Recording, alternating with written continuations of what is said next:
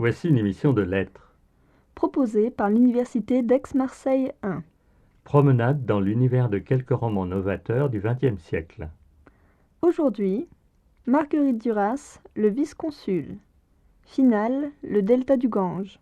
Par Madeleine Borgomano. Nous abordons donc aujourd'hui la dernière partie du roman Le vice-consul, disons après la page 175. Cette dernière partie se distingue des autres parties du roman, c'est-à-dire du niveau premier, par un changement de lieu. La rupture est d'ordre spatial. Les personnages qui restent en scène quittent Calcutta et partent vers les îles du Gange, dont il a été question plusieurs fois dans le roman, comme un antidote à Calcutta, une île salubre. Par contre, comme nous l'avons déjà vu, il y a une continuité temporelle. Le voyage vers les îles a lieu l'après-midi, c'est le lendemain de la réception, mais le jour même où s'est achevée cette réception qui a duré jusqu'au matin. Presque pas d'intervalle temporel donc, sinon celui du sommeil. Il y a aussi une continuité des personnages. Ceux qui vont aux îles avec Anne-Marie Streeter sont les intimes, ceux qui étaient restés après la fin de la soirée publique. Anne-Marie Streeter et ses amis, Michael Richard, qu'on suppose être son amant de prédilection, Charles Rosset, qui est le nouveau dans ce cercle, mais aussi Peter Morgan, l'écrivain, et George Crown, l'anglais, dont il a été question. Les autres personnages ont disparu, volontairement, pour l'ambassadeur qui s'efface et préfère chasser au Népal, ou par exclusion, comme le vice-consul. Mais si le vice-consul a été chassé, son personnage n'est pas effacé. Comme le lui a dit cruellement Peter Morgan à la fin de la réception, le personnage que vous êtes ne nous intéresse que lorsque vous êtes absent. C'est à la page 147. La conversation revient sur lui à plusieurs reprises, à l'initiative, en particulier, de Charles Rosset. La mendiante, celle de Calcutta, celle qui est le sujet à partir duquel fantasme Peter Morgan, continue aussi à alimenter les conversations. Elle n'a d'ailleurs pas disparu. Elle se trouve, elle aussi, dans la lagune du Delta, où nous verrons qu'elle va faire peur à Charles Rosset, page 204-207. Le récit est organisé selon un ordre chronologique très simple. Voyage en voiture dans les rizières, arrivée aux îles, conversation avant le dîner, soirée, petit matin sur la lagune. Le récit se déroule presque aussi lentement que celui de la réception, un peu moins cependant, 30 pages pour quelques heures. Pendant ces quelques heures, il ne se passe rien, que des actions très ordinaires et des conversations à bâtons rompus. Le temps, nous l'avons vu, s'étire lentement. Le récit s'attache au seul présent des personnages. Une ou deux brèves analepses, toujours dans le discours des personnages, jamais attribuables au narrateur, d'ailleurs toujours aussi absent et effacé, rappelle seul le passé. Le récit, par Michael Richard, de sa rencontre avec Anne-Marie Streeter, page 187, récit adressé à Charles Rosset. Les paroles de Charles Rosset sur le vice-consul, qui raconte son entretien avec lui la veille au soir. Les fantasmes de Charles Rosset à propos d'Anne-Marie Streeter à Venise. Il n'y a aucune prolepse, rien sur l'avenir. On pourrait dire, comme dans la chanson, il n'y a pas d'après. La temporalité du récit enferme les personnages et le lecteur dans la seule vacuité lente du présent. L'espace, par contre, tient beaucoup de place dans le texte. Dès le début, le récit nous offre une description du delta et de ses rizières. Immense étendue de marécages que 1000 talus traversent en tous sens. Cette phrase, nous lecteurs, nous la reconnaissons. Elle est la reprise littérale de l'une des premières phrases du vice-consul, phrase attribuée au livre de Peter Morgan, qui décrivait la région du Tonlé-Sap où la mendiante marchait pour se perdre. C'est à la page 9. La même phrase était encore répétée, page 11, toujours pour décrire le pays où erre la mendiante du livre. D'autres phrases sont encore reprises de ce livre de Peter Morgan. Par exemple, page 175, « L'horizon est un fil droit ». Reprend la page 10, « Le ciel et le pays se rejoignent en un fil droit ». Et Dans les éclaircies qui suivent les orages qu'on traverse, des rangées de palmes bleues s'élèvent au-dessus de l'eau. C'est page 175 qui reprend à la page 11. Dans les éclaircies lumineuses après les orages, entre le ciel et l'eau, il y a une rangée de palmes bleues. Ainsi, les rizières du delta du Gange, auprès de Calcutta, sont-elles textuellement semblables aux rizières du Cambodge, près du Tonlé Sap. Il serait un peu vain de chercher si les descriptions sont exactes et si l'équivalence est géographiquement vérifiable. Nous avons vu qu'il s'agit d'un espace construit très sobrement par quelques mots seulement. Ici d'ailleurs, ces mots me paraissent puissamment évocateurs d'une certaine zone asiatique du monde et plus généralement des pays plats de rizières dans les régions équatoriales. Mais l'intérêt dans le roman est ce rapprochement entre l'espace où se perd la mendiante et l'espace où roule la limousine qui emmène l'ambassadrice aux îles du Delta. On pourrait encore réduire cette ressemblance en lui trouvant une justification réaliste si l'on pense que c'est le Delta qu'il connaît et qu'il aime passionnément, comme il le dit page 177, qui a servi de modèle à Peter Morgan de la même manière que la mendiante du Calcutta lui a inspiré la mendiante de son livre. Mais le roman de Marguerite Duras commence et s'achève dans des paysages identiques, évoqués avec les mêmes mots, paysages plats, sans repères, paysages où l'on se perd et qui, en somme, enferme et le texte et l'histoire. Et le monde où vivent ces riches oisifs n'est finalement pas si différent de celui où vit la femme la plus déshéritée, la mendiante. La similitude et la répétition suggèrent comme une équivalence entre les deux voyages à première vue si dissemblables. Anne-Marie Streeter chercherait-elle aussi à se perdre ? On la voit pour la dernière fois dans la mer. Elle nage, se maintient au-dessus de l'eau, noyée à chaque vague, endormie peut-être, ou pleurant dans la mer. Page 201. Dans le film India Song, qui reprendra un peu la même histoire, Anne-Marie Streeter se noie. Un autre caractère de cet espace est la confusion des éléments du monde. On dirait qu'il n'y a pas de terre. La terre est partout mêlée à l'eau. Le terme marécage est développé ainsi. Page 176. On est dans un pays d'eau, à la frontière entre les eaux et les eaux, douces, salées, noires, qui dans les baies se mélangent déjà avec la glace verte de l'océan. La terre est imbibée d'eau, marécage, rizières inondées, et les eaux douces se mêlent aux eaux salées. Pas de distinction, pas de repère, c'est un espace de perte.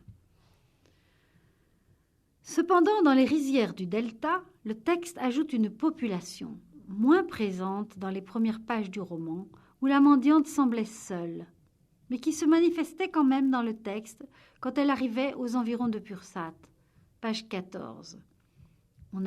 Ils sont 1000 dans la région de Pursat, des femmes chassées, des vieillards, de guerres radoteurs. Ils se croisent, cherchent à manger, ne se parlent pas. Le delta, lui non plus, n'est pas désert. Et c'est la seule fois dans le roman où apparaissent des gens qui ne soient pas des lépreux ou des mendiants, des gens aux mains nues, des gens qui marchent, portent des sacs, des bidons, des enfants ou ne portent rien. 1000 sur les talus, ils transportent, posent, gens autour de l'eau vide des rizières, rizières aux arêtes droites, 10 000 partout, en grains serrés, ils marchent. Page 176. Cette foule a aussi un référent réel. On connaît le surpeuplement de l'Asie, qui est un fait banal. Mais cette circulation des personnes évoque aussi fortement la mendiante, en la multipliant, comme il apparaissait dans le délire verbal de Michael Richard à la fin de la réception, page 180. Ce délire où il évoquait la mendiante parmi des jeunes filles, d'autres jeunes filles. Comme la mendiante du livre, tous ces gens marchent dans les rizières, sans que la foule soit pourtant un remède à leur solitude. Remarquons qu'Anne-Marie Streeter, elle, ne voit rien de cette route. Elle dort, comme elle dormira pendant la conversation sur la mendiante du livre. Après ce passage dans cet espace indistinct, espace de transition, c'est l'arrivée dans l'île. L'île est, par définition, un espace clos, encore un cercle, fermé. Et dans ce cercle, comme à Calcutta, d'autres cercles, des grillages, comme ceux du parc de l'ambassade, qui séparent l'hôtel, oasis de luxe, d'un luxe profond et éprouvé, est-il dit, page 178, du village et de la mer, et qui se dresse aussi contre les requins, page 177. On verra la peur qui saisit Charles Rosset quand il quitte la protection des grillages et rencontre la mendiante qui appartient à l'autre monde, page 204-206. Dans l'île aussi, un hôtel de luxe et une villa, notre fief, dit Michael Richard. Ici, elle, Anne-Marie Streeter, est avec ses amis seulement, page 188.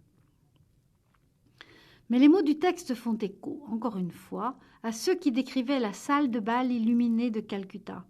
Dans la villa de l'île, les fausses consoles encore, les faux lustres, le creux, le faux or rappellent ceux de l'ambassade.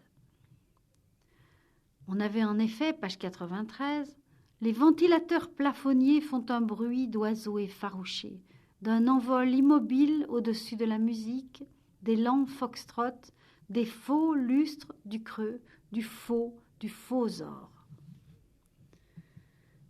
Que venaient faire ces oiseaux, métaphoriques, dans le salon de réception de l'ambassade? Les mêmes des oiseaux aussi se retrouvent dans l'île, de vrais oiseaux cette fois, mais immobiles, emprisonnés et inquiétants.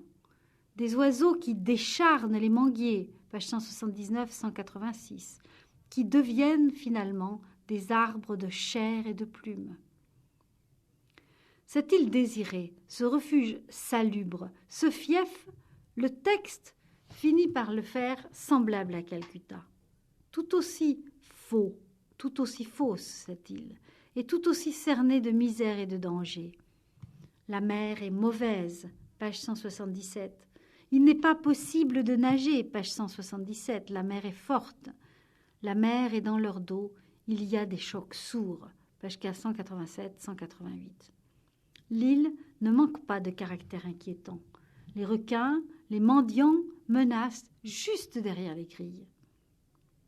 Ainsi, en prenant le texte, les mots du texte, à la lettre, entendons-nous la discordance. Derrière cette image stéréotypée, ce lieu exotique de rêve pour publicité d'agences de voyage, luxe, calme et volupté, comme dans l'invitation au voyage de Baudelaire. Derrière toutes ces images, le creux, le faux or se manifeste. Tout reste pareil, monotone, et ce calme est au prix de tous ces grillages, protection fragile contre les menaces. Rien ou presque ne transparaît de l'histoire, avions-nous dit, et il n'y a aucune date, mais tout, la société décrite, l'absence des Indiens, les foxtrots, les ventilateurs plafonniers, datent cependant le monde décrit d'avant, avant la guerre, avant les grands bouleversements, avant l'indépendance de l'Inde. Et la connaissance, par le lecteur, de la suite de l'histoire du monde. Le roman paraît en effet en 1966, lui a appris à ce lecteur que le monde était à la veille de s'effondrer, plus menacé encore qu'il ne le croit. Cependant, bien sûr, ailleurs et autrement, se sont reconstitués de semblables faux asiles, en effaçant toute mention explicite de l'histoire chronologique. La description peut encore valoir pour toutes sortes de clubs de vacances, îlots de gaspillage en pays de misère. Ainsi, l'espace, dans ce roman, se révèle extrêmement signifiant. Passons à l'étude des personnages. Cette dernière partie, plus intime, les rapproche davantage du lecteur, sans pourtant rien leur enlever de leur mystère. Le personnage foyer, celui au travers duquel nous parvient l'information, c'est très nettement Charles Rosset. alors que la réception était transmise à travers les points de vue dispersés et indéterminés du « on » et qu'elle s'en trouvait disloquée en morceaux, cette réception, les scènes des îles sont beaucoup plus centrées autour de la vision de Charles Rosset. La description du champ et sa stabilisation relative, la restriction du champ, et sa stabilisation relative sont très nettes dans plusieurs scènes. Lors de la visite à la villa, le petit cercle s'est encore réduit. Ils ne sont plus que 3. Charles Rosset est donc admis dans l'intimité d'Anne-Marie Streeter. Elle n'est plus en représentation. Elle se trouve dans sa chambre, vêtue d'un peignoir de coton noir, page 188. Elle fait visiter la villa à Charles Rosset et Michael Richard les laisse seuls. À ce moment, pourrait se nouer une idylle. En effet, il la saisit, elle ne résiste pas, il l'embrasse, page 189. Mais aussitôt, l'aventure tourne court. C'est du moins ce que perçoit Charles Rosset, et nous sommes vraiment mis dans sa pensée. Dans le baiser, il entre une douleur discordante. La brûlure d'une relation nouvelle, entrevue, mais déjà fort close. Fort close. Ce terme est très fort et très curieusement employé. C'est d'abord un terme juridique, signifiant l'exclusion d'un droit après un certain délai, mais aussi un terme plus général et enfin un terme de psychanalyse lacanienne. Le fort clos signifie radicalement exclu. Deuxième restriction du champ, un peu plus tard, le texte nous fait même entrer dans les fantasmes de Charles Rosset, page 103.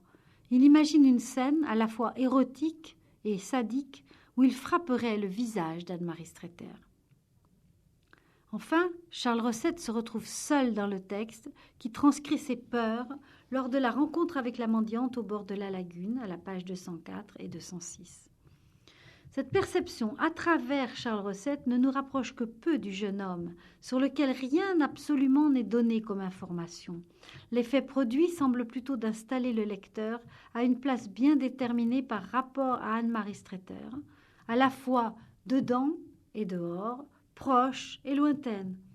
Loin de rendre la femme mystérieuse plus saisissable, loin de boucler le portrait en lui donnant un sens, cette position la rend encore plus étrange.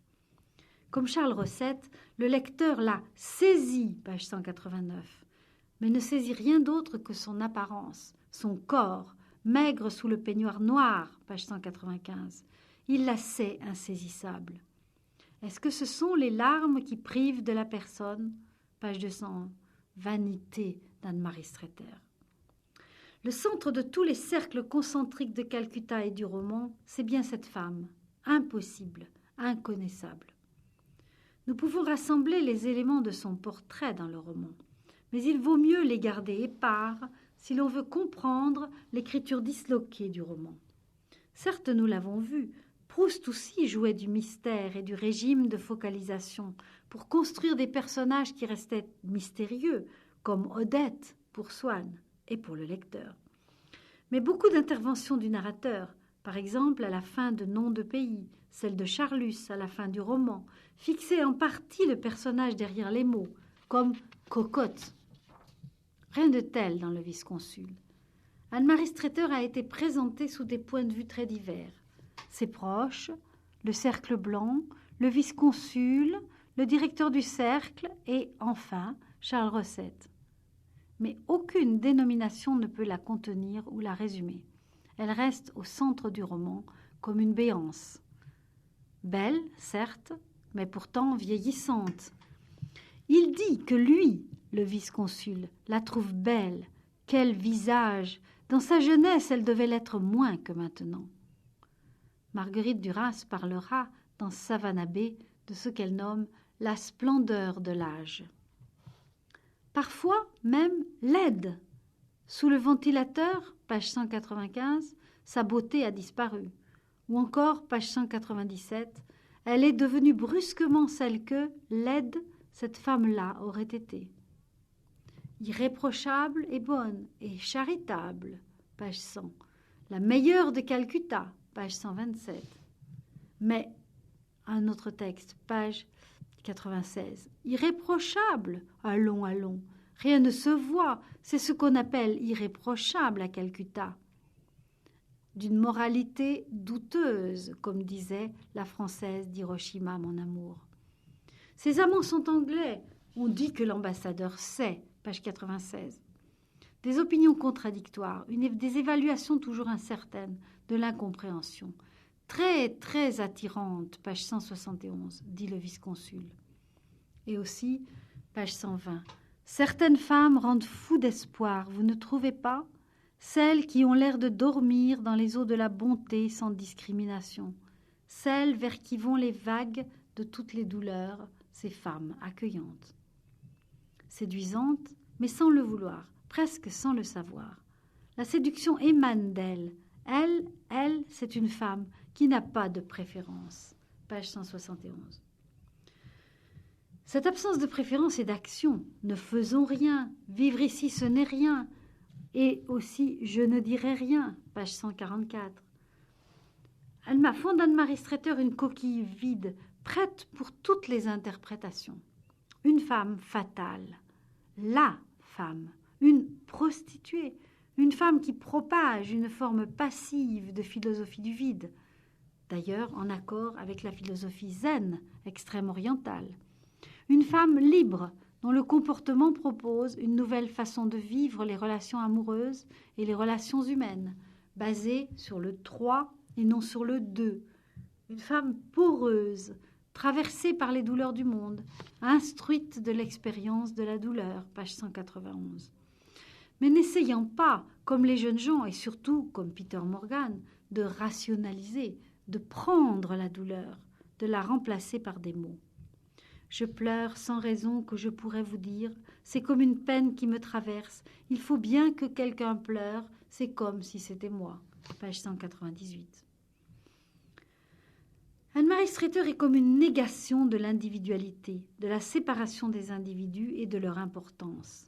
Elle communique sans mots avec le vice-consul, un peu aussi avec Charles Rosset, et presque, semble-t-il, avec la mendiante dont elle entend le chant. Aussi devient-elle de plus en plus, au cours de ce roman, comme une sorte de carrefour des personnages. Elle a la maigreur de la mendiante et de la mère de la mendiante et du vice-consul de Lahore aussi, à qui le texte et la pensée de Charles Rosset suggèrent qu'elle ressemble par-delà toute dissemblance, page 204.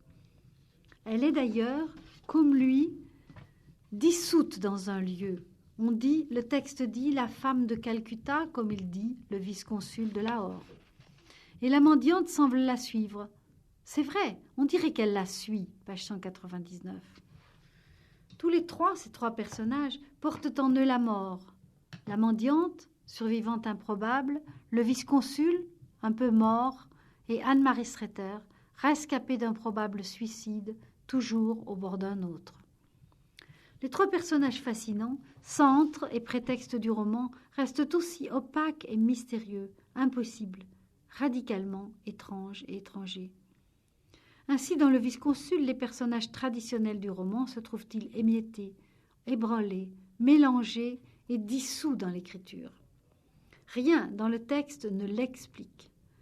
À la différence du roman de Proust, il n'y a pas de discours déclaratif, pas de résolution finale, pas d'initiation et pas de découverte. Le roman s'en tient au secret et au silence, s'en tient au morcellement et à la diffraction. Pas d'histoire pour rassembler tout cela, et certainement pas d'apprentissage comme dans la recherche, ni de découverte d'un objet magique, l'art. Bien sûr, le roman existe, preuve en acte que l'art dénigré survit à la débâcle. Il ne faut pas écrire, restons ici, de ce côté-ci, en Chine, aux Indes, de la poésie personne ne sait. Il y a 10 poètes sur des milliards d'hommes chaque siècle. Ne faisons rien. Page 136. Ainsi le roman se nourrit de paradoxes et s'écrit dans l'impossibilité d'écrire. La réapparition finale de la mendiante donne lieu à une scène étonnante et troublante. Ce n'est pas la mendiante du livre de Peter Morgan qui ouvrait le roman, c'est la « vraie » entre guillemets mendiante. Mais on dirait qu'elle s'est émancipée, qu'elle est sortie du livre.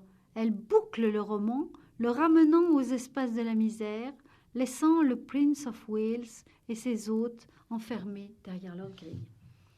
La présence de cette femme dans l'île tient du fantastique, presque autant que le périple que lui attribue l'écrivain. Son passage en bateau est expliqué, mais comment aurait-elle traversé l'espace des rizières? Cette présence semble concrétiser le lien, non moins fantastique, qui la rattache à Anne-Marie Streeter.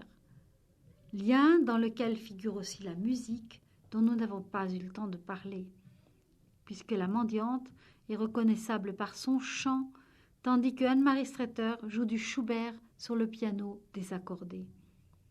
C'est sa musique qui aurait un jour attiré Michael Richards. Chant des sirènes. De la sirène, justement, la mendiante a l'allure de poisson, page 204, 205. Elle tient aussi du buffle, page 207. Très exactement comme un buffle, elle se met à nager avec une hallucinante lenteur. Mais Anne-Marie Streeter aussi, au final du roman, nage et dort dans la mer.